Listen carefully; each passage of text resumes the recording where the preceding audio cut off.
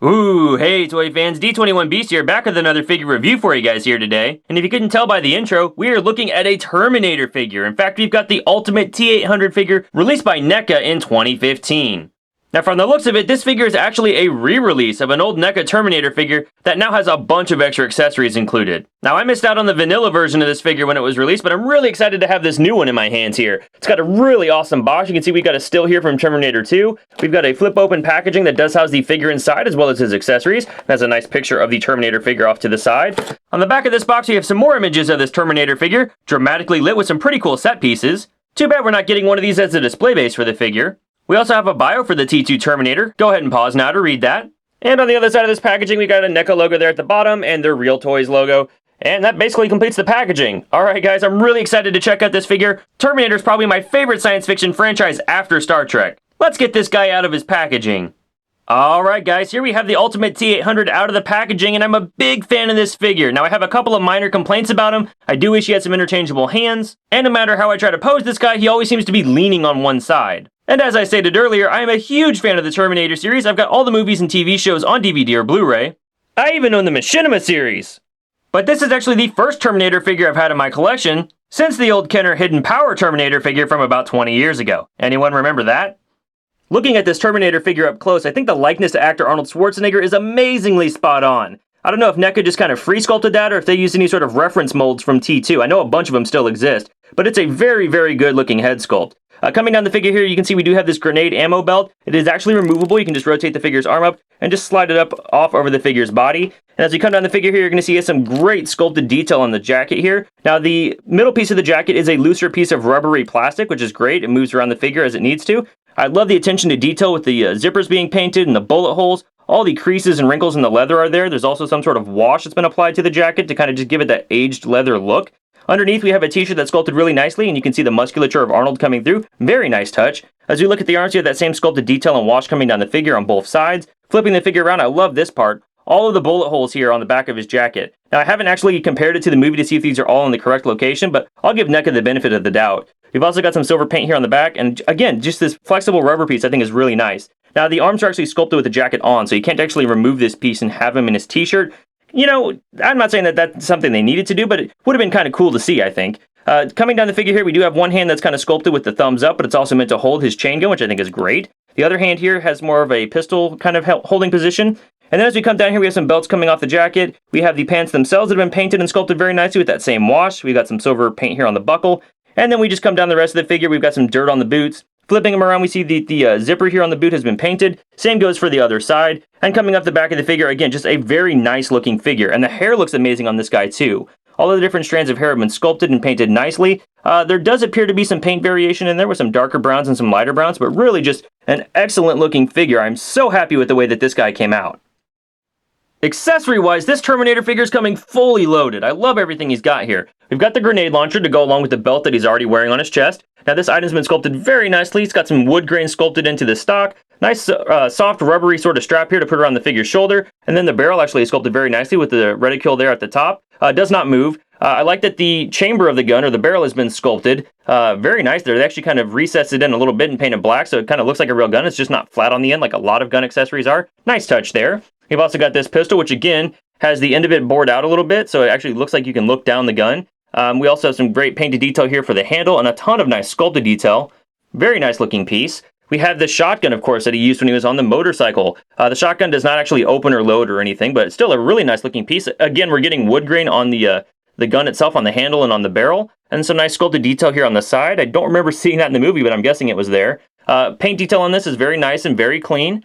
Then we move on to this gun, the chain gun. This thing, or the Gatling gun if you prefer, this thing looks absolutely amazing. We've got the sack for the ammo belt that goes around his shoulder. Some nice silver paint has been applied here and on the ammo belt as well. It fits nicely over his right shoulder. Some silver paint there on the back. And then we have the handles here for him to hold. He can put one hand on each side here. Now, the barrel of this gun is a bit warped. If I owned a hairdryer, I'd probably try to fix that. I do wish packaging was a little higher quality. I mean, it was great as it was, but I do wish they would have avoided that when packing it in with the figure, so that's kind of a disappointment there. But we have a nice sort of dry brushing on this gun too. Excellent detail. I mean, look at all the stuff that they've sculpted onto this gun. So very, very nice looking piece. You could probably also use it with your NECA Predator Dutch figure if he doesn't already come with that gun, who knows. So nice attention to detail there. We then also have these interchangeable heads, and I love this feature about it. The first head that we're looking at here is the exact same head that's already on the figure out of the packaging, but they've actually got a set of sunglasses just kind of glued onto his face. I appreciate that they chose to go ahead and glue on a separate piece of glasses versus just painting them on there. That way, if for some reason you ever drop the figure head, the glasses get nicked, you're not going to see the flesh paint coming through. So a nice touch there, and it's pretty easy to stick it onto the figure. Just give a nice tug to the head that's already on there, and you can see that you have a ball joint, and just pop on the other head. Doesn't take too much force,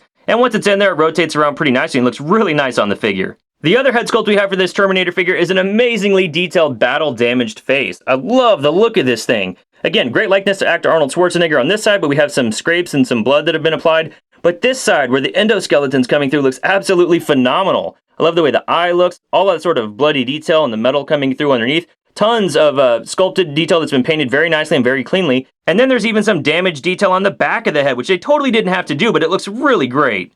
Overall, the accessories for this Terminator figure are really something special and really make this figure stand out. No matter what weapon he's holding or what head I have in place, I'm having a ton of fun posing this T-800. Articulation for the T-800 is pretty good overall. The head will look left and right, it looks back that far and looks down that far. There's a full rotation here at the shoulder and it bends out from the body about that far. I do wish that went a little higher. There's no upper bicep swivel, but we do have a swivel here at the elbow that rotates all the way around. Single jointed elbow that bends in that far and back that far. I'm glad it at least meets 90 degrees.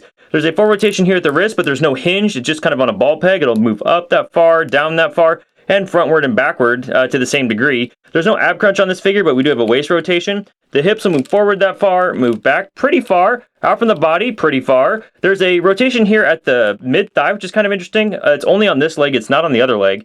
And then there's also rotation here at the ball joint at the hip. A single jointed knee that bends down, not quite to 90 degrees. I do wish that that bent more. We also have a full rotation here at the knee. And then we have a rotation mid-calf, and then the ankle will bend down that far, up that far, and there is ankle pivots. So I do like the articulation overall, but I do have some nitpicks. I wish he had wrist hinges, double jointed knees, and like I said earlier, he always seems to be leaning on his right leg. Height-wise, we can see that this T-800 figure does come in right at 7 inches tall. For some size comparison, here he is standing next to the 7-inch scale Star Trek The Next Generation Season 1 Captain Picard from Diamond Select, and compared to the WWE Defining Moments Razor Ramon from Mattel. Here he is compared to the 7-inch scale Marvel Select Colossus figure, also from Diamond Select. And finally, here he is compared to the 6-inch scale Marvel Legends Infinite Series Wolverine from Hasbro. You and me, bub? We're the same thing. Negative. I am a titanium alloy endoskeleton surrounded by organic living tissue. Well, I'm an adamantium skeleton wrapped in living tissue. I come from a dystopian future full of death and despair. Well, we've got Old Man Logan for that. I sometimes protect miners while engaging advanced killing machines on the field of battle. I've been known to team up with Shadowcat, Rogue, Jubilee, Armor, ID, the list goes on. I'm programmed with a catalog of catchphrases in an effort to appeal to the popular masses. I'll be back. I'm the best there is at what I do. Hasta la vista, baby. Bub. And I'm fashion conscious enough to know I look good in black. Haha, nice try, but these ain't my only duds.